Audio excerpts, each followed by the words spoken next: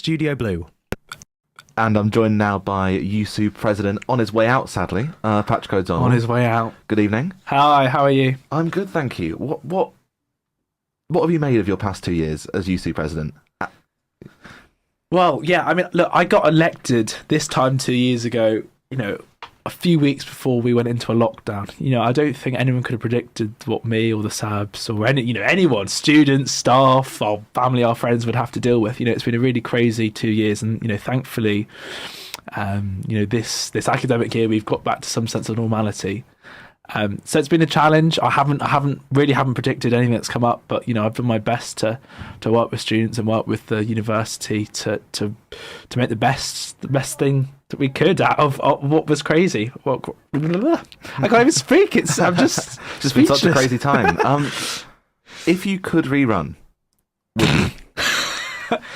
Because you're not allowed to, but if you could, would you? Do you know what's really funny? If I could rerun, I'd only rerun if I could, say, stay in the job for about 10 years. Now, that sounds absolutely crazy. I'd be 32 years old. I'd probably, I wouldn't do that. But I guess, and, I think tonight, candidates would have touched on that there are some things that you want to achieve that you can't achieve for 5-10 years. Take the SU building for one example. I'd love to be here to see that through, but I know I can't. So no, I will be gladly leaving with a sad face in July. And you talk about that, and I suppose it's a time when we do look back at this time a year ago when you'd have been sat online at this event. And you spoke about housing, and we speak about housing a lot tonight. We've heard that a lot from candidates. Yeah. I've got to ask you about SU Lets. I've got to ask you about the letting agency, Patrick. Where are we? It's a very good question. So, today in the Sabs and Short, we gave a very, very subtle update into our housing campaigns. Actually, yesterday in our Sabs and Short, and we updated people that we have secured funding from the university to work with an independent student housing charity called Unipol, and they're doing essentially a York-wide, a city-wide study of our housing stock, and they will give us some recommendations.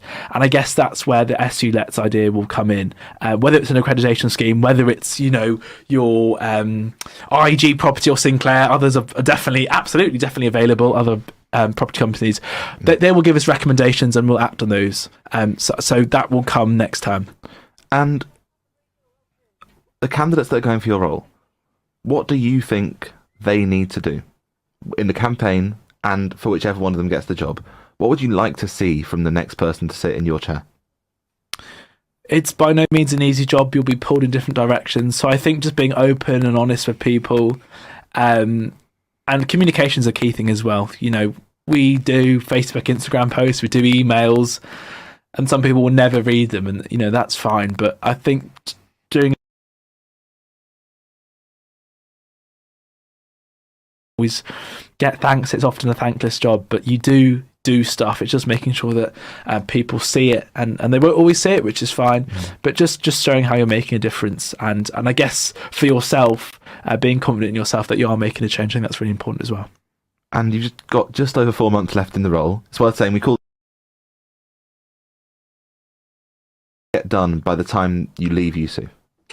So I think a few things that students candidates this evening have alluded to is kind of being listened to by the university, and we're doing a really important piece of work at the moment about looking at student representation on those committees. It doesn't have to necessarily be me or a SAB, looking at kind of what even student groups would be really useful. If we're looking at, IT infrastructure and digital infrastructure in the university, could we involve some more of our techie sort of societies who sort of would have a lot more knowledge than me on lots of issues? So I guess we're looking at more or less a student representation review, and I really hope we come on quite well, for want of a better phrase, in the next few months, and really, I guess, establish some principles that we get a really solid sense of understanding between students and how they can influence the university. And we've got just over 30 seconds left.